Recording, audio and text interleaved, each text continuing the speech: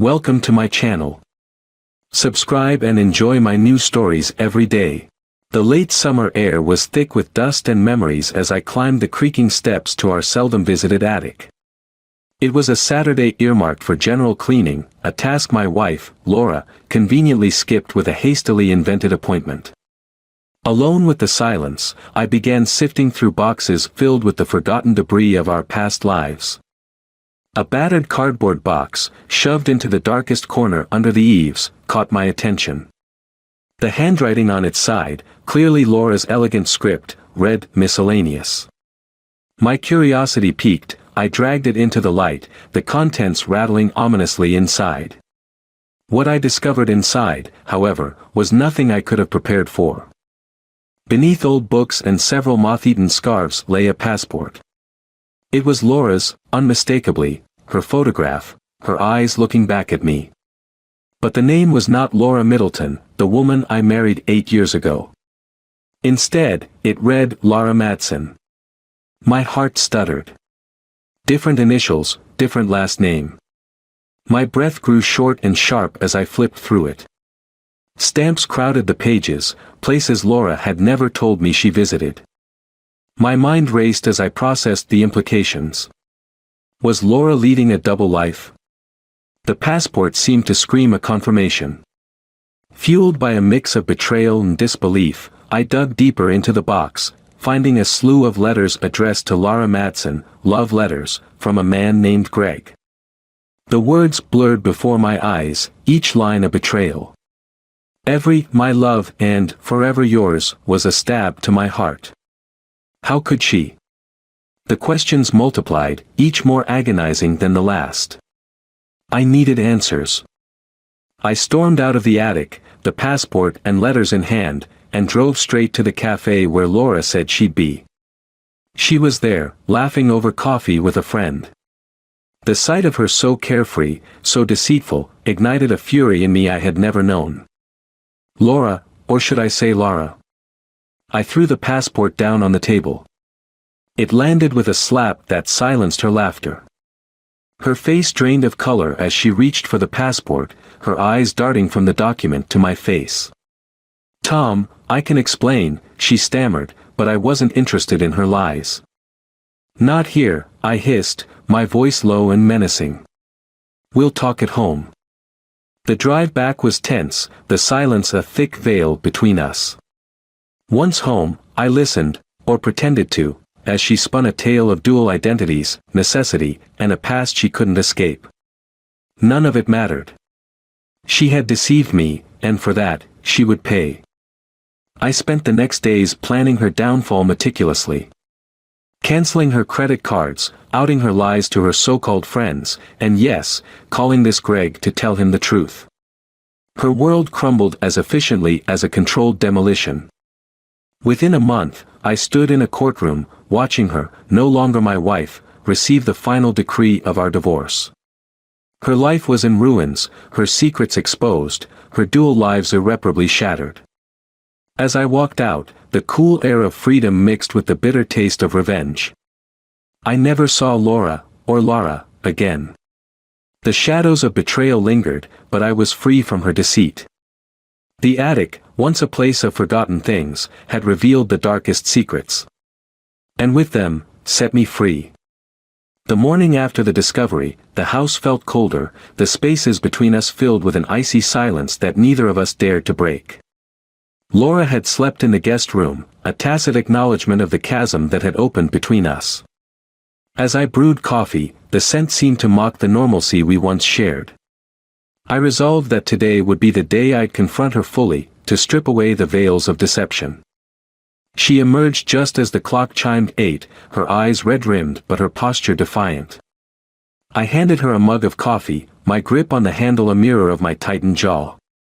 We need to talk, Laura. Everything. Now. My voice was flat, a calm before the storm I felt brewing inside. In the living room, she started, her voice a shaky whisper. Tom, it's not what you think. I was born Laura Madsen. I changed my identity because of my past. What past requires a fake life, fake names? Are you in trouble? Is it the law? Am I in danger? The questions poured out, each one sharper than the last. She shook her head, pressing her lips together. It's not like that. I was married before. To Greg. It was a mistake. I left him, and I changed my identity to escape him. He is dangerous. My mind reeled. Married? Dangerous? The truths she tossed into the space between us were explosives, and they detonated one after the other, obliterating my understanding of the woman I loved. And you didn't think to tell me? To trust me? I wanted to protect you, to protect us, she pleaded, her hands reaching out, but I stepped back, out of her grasp. By lying? By having a husband somewhere who thinks you are still his? How is that protecting me, Laura? Or should I still call you Laura? She flinched as if struck, but her next words were drowned out by a sharp knock at the door. I opened it to find a tall, broad-shouldered man, his eyes as cold as the gust of wind that swept into our home. It was Greg. Laura. His voice boomed, turning heads, his eyes fixing on her like a hawk on its prey. This is between my wife and me. Leave, I demanded, stepping in front of Laura. Greg's laugh was humorless. Your wife? You mean my wife? Looks like she's been living a double life, huh? The confrontation escalated quickly. Greg's presence was menacing, his intentions unclear but obviously malicious. I stood my ground, feeling Laura's trembling hand on my shoulder. Tom, please, let's just call the police. No, let him speak, I countered, my eyes locked on Greg's. What do you want? To take what's mine, he sneered, stepping closer. The tension spiked, the air thick with threats unspoken. It was then that Laura stepped forward, her voice strong for the first time that morning. I am not yours, Greg. I haven't been for a long time. I am not a thing to be taken. Greg's face twisted with rage as he lunged towards her, but I intercepted, shoving him back. Get out before I really make you regret coming here, I threatened, my own anger a blazing trail in my veins. He stared, assessing, then backed away, his departure marked by a venomous promise. This isn't over. Either of you. Once he was gone, the adrenaline faded, leaving behind a wreck of emotions. I turned to Laura, who was now sobbing quietly. Why didn't you go to the police before? Why carry all this by yourself? She wiped her tears, her face a mask of regret. I thought I could handle it. I thought it was behind me. As I comforted her, my mind was a whirlwind of plans and contingencies. Greg was a threat, not just to our peace but to our safety. I knew then that my actions could not just be about retribution. They had to be about protection. As Laura clung to me, I knew our next steps were crucial. Whatever lay ahead, we would face it together, unmasking the entirety of her past, and dealing with Greg, once and for all. The shadows of the attic had dragged us into a fight I never expected, but I was ready. Ready to protect, to uncover the truth, and to fight back.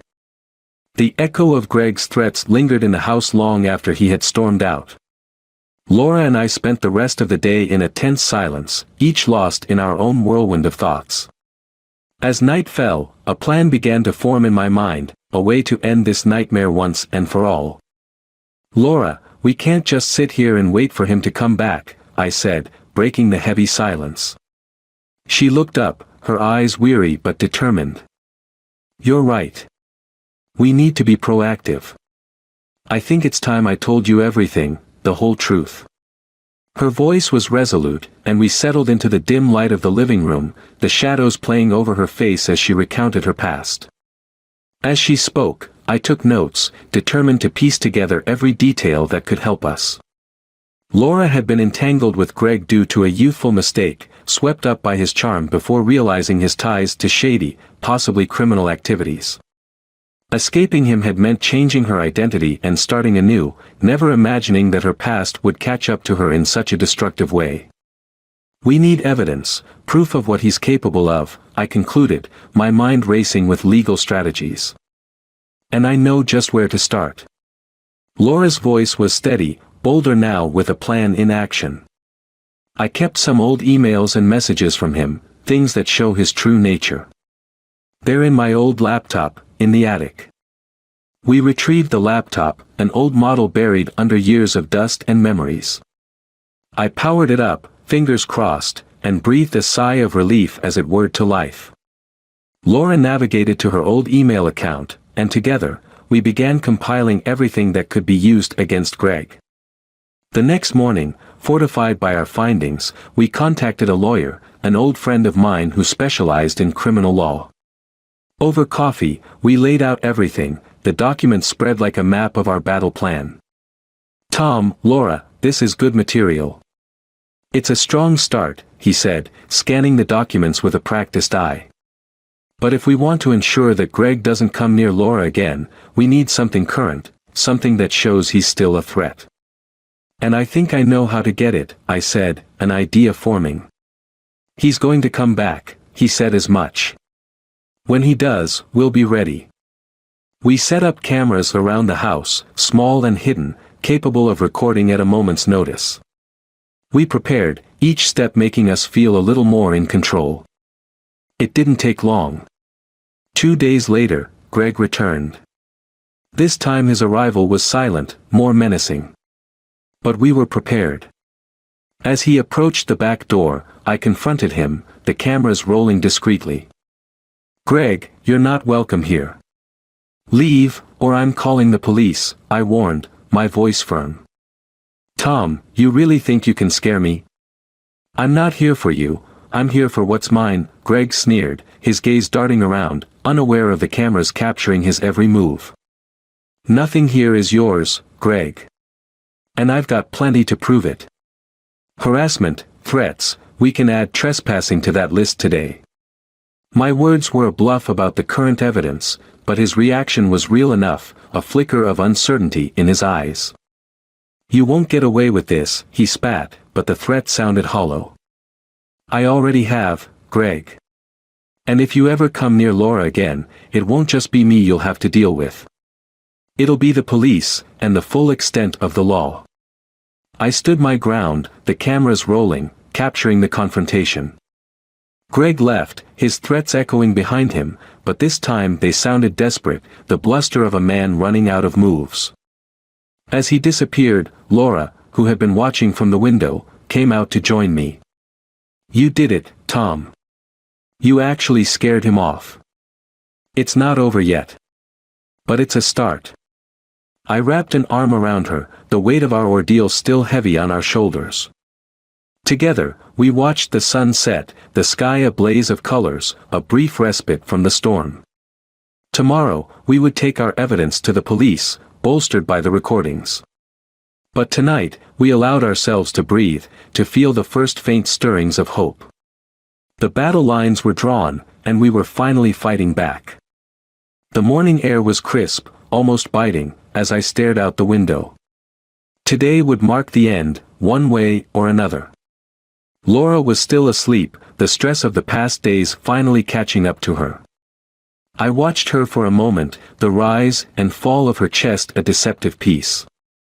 The evidence was laid out on the kitchen table, an array of documents, videos, and records. Everything was ready to be handed over to the police. Yet, a nagging doubt clawed at my mind, a piece of the puzzle still missing, hidden beneath layers of deceit.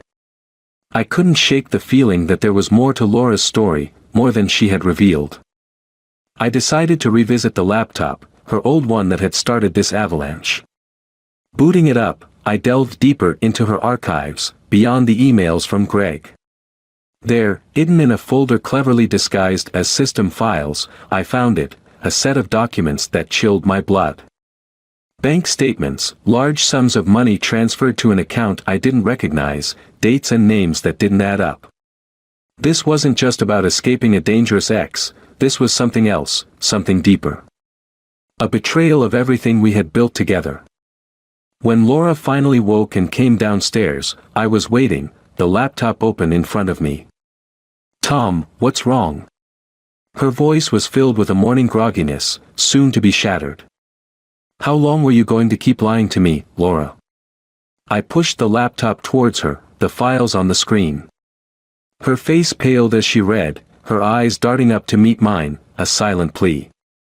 Tom, I can explain. Explain what? The money? Is this why you were with me? Just another mark in your scams? The words were harsh, the room charged with a toxic mix of betrayal and fury. No, it started that way, but I fell in love with you, truly, she stammered, tears brimming in her eyes.